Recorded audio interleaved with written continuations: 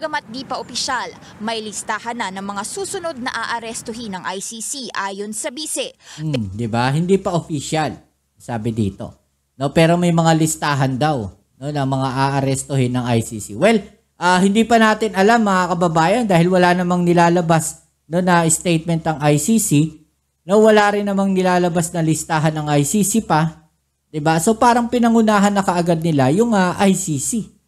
Yun yung ano dun yun yung nakikita ko rito. Pinangungunahan kaagad nila yung posibleng gawin ng ICC. Kumbaga ina-advance na nila, no, yung mga posibilidad na mangyari, 'di ba? So sinasabi na nila kaagad, 'di ba, sa mga taong bayan ng Pilipino, no, sa mga supporters nila, 'di ba? So alam naman natin ano magiging implikasyon niyan pagka ganyan.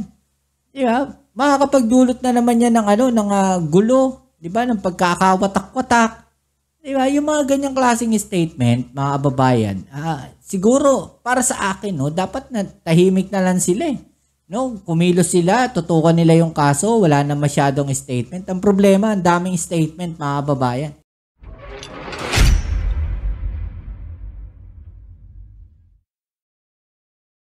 Eyo, what's up? Welcome back dito sa ating channel dito sa Maltz TV.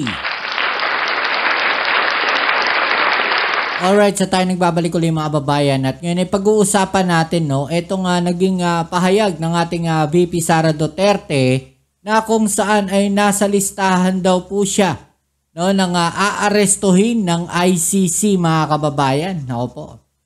Ito na nga ba yung sinasabi natin ito sa nakikita ko dito, no, parang ano to mga kababayan.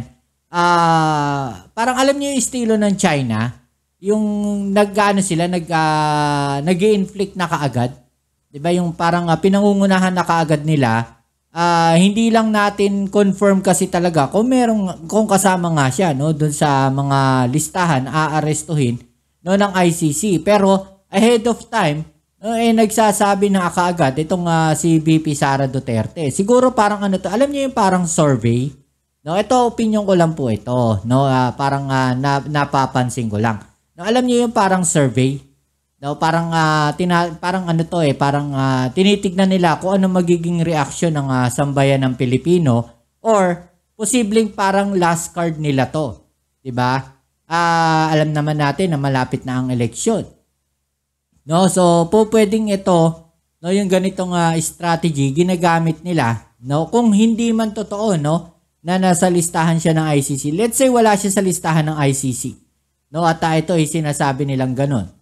No, parang ano to, parang ma-turn yung tide, no, ng mga boto ng mga tao para makuha nila yung simpatya ng tao at bumoto, no, doon sa lineup, no, sa kabilang parlor, mga kababayan. So yun lang yung parang nagiging observation ko dito. No, hindi ko sinasabing direct, no, na ito yung kanilang ginagawa, parang observation ko lang. No, hindi natin alam kung ano yung plano nila, hindi natin alam kung ano yung totoo, no, dito sa senaryo na to. Pero eto, papanoorin natin tong balita na to, mga kababayan. Pero syempre bago ang lahat, please don't forget to subscribe, like, share, at comment dyan sa comment section. Alright? At pakilike na rin po ang ating Facebook page. Nandiyan po sa ibaba yung link, mga kababayan. Pakisuportahan na rin po yan at pakifollow na rin po. Okay. So ano sa palagay ninyo, mga kababayan, no? Sang-ayon ba kayo, no, na nasa listahan daw ng aarestuhin ng ICC etong si Vice President Sara Duterte? No, ano kaya ang dahilan? Bakit siya aarestuhin ng ICC? 'Di ba? So, payag ba kayo, mga kababayan, na siya ay arestuhin, no, ng ICC? Okay, so alamin natin yan dito sa balita na to mula sa Bilyonaryo News Channel, mga kababayan. Let's go. May listahan na raw ang ICC ng mga susunod na aarestuhin kaugnay ng kasong Crimes Against Humanity ni FPRRD. Ayon kay VP Sara, kasama daw siya rito, pati na rin ang ilang kaalyado ng dating Pangulo. Ang detalye sa agenda. Yun yung sinasabi natin. 'Di ba? Actually, hindi ko pa napanood itong balita na to, no. Doon pa lang sa title, parang na-imagine ko na, no, na parang ganun yung magiging scenario neto, no. At sinasabi nga dito na maging yung mga kaalyado ng dating Pangulong Duterte. 'Di ba? At karamihan nga po doon sa kaalyado ng dating Pangulong Duterte, no, na maingay, no, at isa nga po diyan ay etong pangalan ni Senator Bato de la Rosa. 'Di ba? Maingay na siya ay isusunod po, no, ng ICC dahil nga daw di umano, no, yung kanyang partisipasyon doon po sa nangyaring war on drugs. 'Di ba? Ng dating Pangulong Duterte. Okay? So, kung gano'n na mangyayari mga babayan, nakikita ko lang dito, pwedeng posible, no, or pwede siguro, no, na magamit, no, sa kampanya para makakuha ng simpatya, 'di ba, sa sambayan ng Pilipino. Kasi sabihin natin nga, ito rin yung kanilang sinasabi, no, na timing naman mag-e-election. 'Di ba? So ito, timing din na mag-e-election, mga babae. Okay, na ganun yung mga naging pahayag, yung mga naging statement. Ewan ko lang, no? Napapansin ko lang na kasi may mga ganung strategy sila, no? Na kasali nga daw siya sa aarestuhin, no, ng ICC. Parang hindi ko pa narinig nung nakaraan. Yung impeachment, alam natin. No? Pero yung regarding sa ICC, parang hindi ko pa ata narinig, no, sa mga balita. Sa palagay ninyo, may baka alam ninyo, no, baka may nabalitaan kayo. Pa-comment nga diyan sa ibaba. Baka nawaglitan ko lang, no, na merong ICC complaint din dito kay BP Sara, no. Pa-comment nga po diyan sa ibaba. Alright, tuloy natin 'to. The report ni Hannah T. Minonitor ng ICC ang ilang pag-uusap ni na Vice President Sara Duterte at ng kanyang amang si former President Rodrigo Duterte. Mga pag-uusap na mag-amang Duterte, tinututukan daw ng ICC. Oh, parang binabantayan lahat ng mga nila, no, na baka makakuha sila siguro, no, ng mga tawag natin dito ebidensya pa, 'di ba, na magtuturo o magdidiin sa dating Pangulong Duterte. Actually, mga kababayan, no, mahirap din naman kasi na nasa ibang bansa, no, itong dating Pangulong Duterte, 'di ba? Pero wala tayong magagawa parang sumusunod lang din ang ating gobyerno sa batas, 'di ba? Sa isang ambush interview habang nangangampanya nitong weekend sa Carcar City, Cebu, sinabi ito ni VP Sara. Habang nasa Hague, Netherlands daw siya, nagtaka siya kung bakit pansamantalang nahinto ang pagbisita niya kay FPRRD sa detention. At nang payagan ulit, recorded na ang conversation nila ng kanyang ama. Lumagi sa Hague si VP ng halos isang buwan bago bumalik sa Pinas para mangampanya para sa PDP laban sa Notorious Slate. Giundang nila pagkahuman ilahan ang gina-record ang mga ginaistoryahan namo ni Pangulong Duterte. So nasabtan ako nga nagapaminaw sila sa amo ang ginaistoryahan. Tingin ni VP, akala raw ng ICC nag-uusap silang mag-ama tungkol sa magiging strategy nila sa kaso. Okay, so ang sinasabi dito, mga babayan, ni VP Sara Duterte, no, hininto daw nila, no, yung pagbisita ng Vice Presidente Sara Duterte. Pagkatapos nire-record na, no, mga pag-uusap daw nila ni dating Pangulong Duterte, mga babayan. Undang nila pagkahuman ilahan ang gina-record ang mga ginaistoryahan namo ni Pangulong Duterte. So naiintindihan namin na nakikinig sila sa aming usapan, sabi dito. Nasabtan ako nga nagapaminaw sila sa amo ang ginaistoryahan. Tingin ni VP, akala raw ng ICC nag-uusap silang mag-ama tungkol sa magiging strategy nila sa kaso. Pwede rin naman sigurong ganun, no, yung magiging strategy. Wala naman siguro masama doon. Bagamat di pa opisyal, may listahan na ng mga susunod na aarestuhin ng ICC ayon sa bise. Di ba? Hindi pa official, sabi dito. No, pero may mga listahan daw, no, na mga aarestuhin ng ICC. Well, hindi pa natin alam, mga kababayan, dahil wala namang nilalabas, no, na statement ng ICC. No, wala rin namang nilalabas na listahan ng ICC pa. Diba? So parang pinangunahan na kaagad nila yung ICC. Yun yung yun yung nakikita ko rito. Pinangungunahan kaagad nila yung posibleng gawin ng ICC. Kumbaga ina-advance na nila, no, yung mga posibilidad na mangyari, 'di ba? So sinasabi na nila kaagad, 'di ba, sa mga taong bayan ng Pilipino, no, sa mga supporters nila. Diba? So, alam naman natin ano magiging implikasyon niyan pagka ganyan.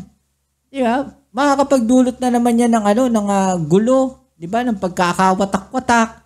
Diba? Yung mga ganyang klaseng statement, mga kababayan, siguro, para sa akin, no, dapat na tahimik na lang sila eh. No, kumilos sila, tutukan nila yung kaso, wala na masyadong statement. Ang problema, ang daming statement, mga kababayan. Yan ang nakikita natin dito. Pero nasa malayo pa raw ang pangalan niya. Kasama raw sina Senador Bato de la Rosa, Si Bato de la Rosa, naririnig din natin. dating PNP Chief Oscar Albayalde at mga dating Albayalde. Police General na sina Vicente Danao at Romeo Caramat Jr., mga kilala ring malapit sa dating Pangulo. It's not because na malapit siguro sila sa Pangulong Duterte. It's because na baka imbestigahan din sila o isama sa papatawag ng ICC with regards doon sa kaso. No, maging tayo optimistic o baga lawakan natin yung isip natin. Bakit sila ipapatawag? Bakit sila arestuhin? Bakit sila ipapapuntahin sa ICC? No, bakit sila iimbestigahan ng ICC? Kasi with regards doon sa kaso. No, hindi para siguro na hulihin kasuhan din sila ng ICC. Di ba? Pwede kasi ganun din ang mangyari na arestuhin sila dahil para silang accessories. No, doon sa mga parang may kinalaman sila doon sa kaso na 'yon, no, sa crime against humanity. 'Di ba? So posibleng gano'n. Pero si Senator Bato de la Rosa, yung isa sa naririnig talaga natin. Well, the rest, ewan ko na lang, no? Para kay De La Rosa, kaya lang naman daw dinala sa ICC ang dating Pangulo dahil di raw alam ng mga dayuhan ang nangyayari dito sa Pinas. Na yung sinasabi nila na 30,000 kuno na namatay at dinakapan lang ng maraming numero. Yun ay lahat na yun ay mga fake news. Habang nangangampanya sa Mangaldan, Pangasinan kagabi kasama ang PDP, sinabi niyang may masaya raw sa pagkakaakusa sa dating Pangulo. Ang masaya ay yung CPP, NPA, NDF. Sila pong nasa likuran nitong lahat na ito. Naggagamitan na sila. Yung mga nakaupo sa power, ginagamit yung mga makakaliwa. At itong mga makakaliwa rin ay gagamitin ng ating gobyerno para guluhin ang ating bansa. Agad namang bumuelta ang Makabayan Bloc. Anila, mag-focus na lang daw ang senador sa ICC defense nito, imbis na isisi sa mga komunista ang bawat issue kinakaharap niya. So binasag siya doon ng mga nasa kabilang parlor, mga kababayan, no. Ito pa sa isang balita, no, panoorin din natin 'to, mga kababayan. Inihayag ni Vice President Sara Duterte na mayroon umanong listahan ang International Criminal Court o ICC ng mga susunod na huhulihin kaugnay ng kasong crimes against humanity laban kay dating Pangulong Rodrigo Duterte. Ayon sa pangalawang Pangulo, kabilang siya sa mga nasa listahan, pati na rin ang ilang kalyado ng kanyang ama. Dagdag pa ni BP Duterte, sinubaybayan ng ICC ang ilang pag-uusap sa pagitan nila ni dating Pangulong Duterte tuwing bibisita siya sa detention facility. Well, siguro yung pagbo-monitor nila ng ICC sa pag-uusap nila, well, yung camera siguro na nandoon, mga babae, no? For safety siguro rin yon. 'Di ba? Yung camera na yan, well, alam naman natin na high profile yung mga nandyan. 'Di ba? At hindi naman na pwedeng basta-basta ganun na lang. No, yung magiging kapababayaan nila sa safety ng mga tao na nandyan. 'Di ba? Kung may mangyari diyan, masisisi pa sila. No, so maganda pa rin na merong mga camera siguro na nandoon, 'di ba? O nare-record yung kung ano man yung mga nangyayari. Diba? Well, para sa akin, walang masama, no?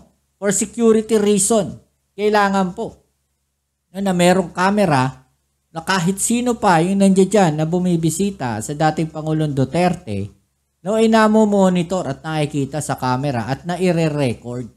Yun ang importante ron. Yun ang mahalaga ron, mga babayan. Yung security, yun ang nakikita kong dahilan. No, well, ewan ko na lang, ano na naman ang iisipin na itong mga nasa kabilang parlor na to. Diba? Mahirap sa kanila kasi, mga babayan, konting kibot, konting galaw, No, nahahanapan nila ng butas. Yun ang problema dyan. Yes, sir. Oo. Na ako sa listahan. Daghan kaayo. Oo, yes sir. Oo, nasa listahan ako. Marami kami na nasa listahan ng ICC. Sabi niya dito. Nga naa sa listahan sa ICC. Nahibaw ko, ana, kay pag-abot na ko Nalaman ko iyan kasi pagdating ko doon, nagtataka ako. dito, natingala ko nga nung sa sugod, pwede pa ko mabisita. Oh, bakit sa simula, pwede pa ako bumisita araw-araw. Nakadaan lang. Giundang nila pag Ninto nila, pagkatapos, nire-record na. man ilahan ang gina-record ang mga ginaistoryahan Ang mga pinag-uusapan namin ni Pangulong Duterte. na mo ni Pangulong Duterte. So, nasabtan ako. So, naiintindihan namin na nakikinig sila sa aming usapan. Nga nagapaminaw sila sa amo ang ginaistoryahan. So, yun yung yung sinasabi ng ating Vice President Sara Duterte. No, na nire-record daw. So, hindi malinaw ano yung nire-record? Yung pinag-uusapan nila? No, meron bang doon? Meron bang nakalagay doon sa lamesa na parang lahat ng sasabihin nila nakalagay doon? No, na parang recording device? Or may camera lang? 'Di ba? Na nakakabit doon sa isang kwarto na kung saan ay nag-uusap sila ng dating Pangulong Duterte. Diba? Posibleng ganun. May camera lang na nandun na nakamonitor for security reason yun. Diba? Yung camera na yun. Hindi para siguro i-record lahat ng mga pinag-uusapan nila. Okay, so kayo ano masasabi niyo dyan mga babayan? Pa-comment sa ibaba ang inyong mga opinion at atin yung pag-usapan. Alright? So yan muli. Maraming salamat sa inyong suporta. Kita-kits tayo sa ating next video upload. Ito muli ang yung Kuya Mobs, It's Mobs TV. Peace. I'm out.